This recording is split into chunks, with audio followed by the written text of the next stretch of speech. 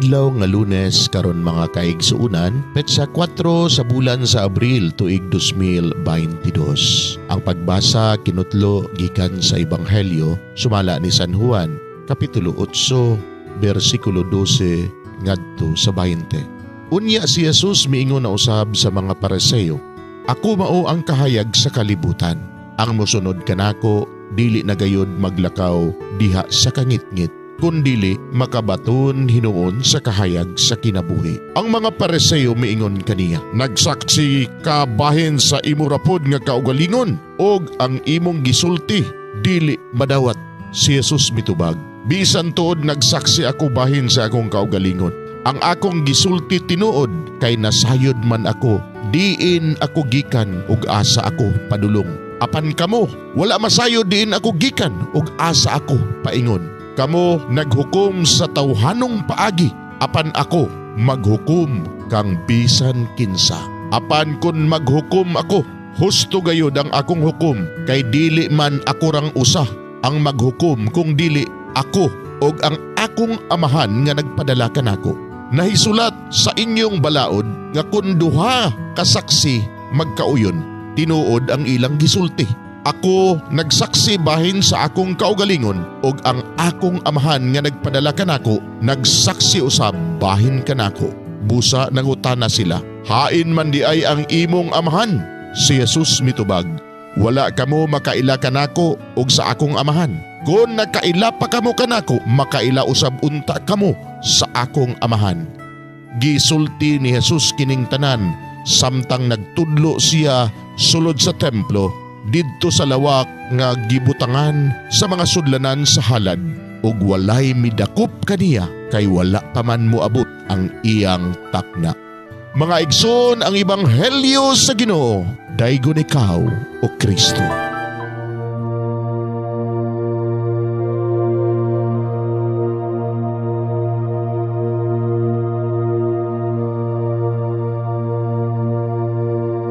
Pagampo sa dili pa magsugod sa trabaho.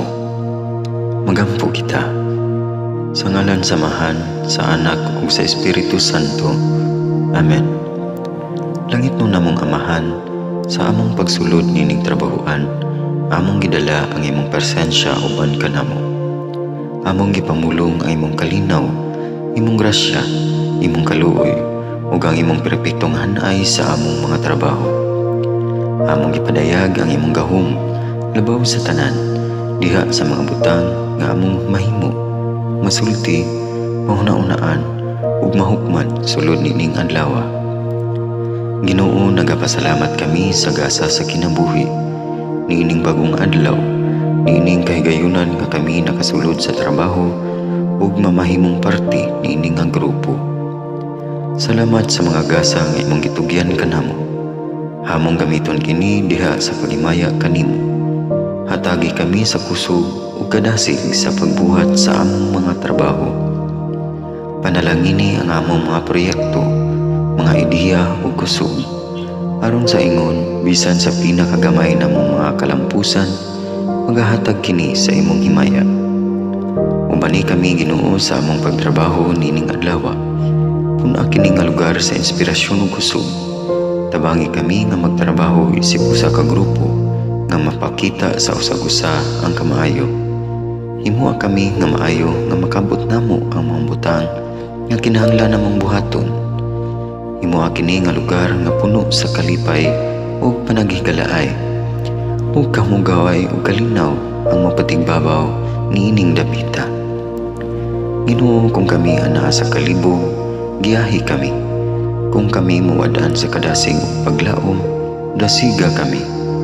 Himua nga ang trabaho nga among gihimo ug ang paagi sa among paghimo niini makahatag unta kini ug hugot nga pagtuo, kalipay ug pahiyom sa tanan nga among mahimamat karong adlaw.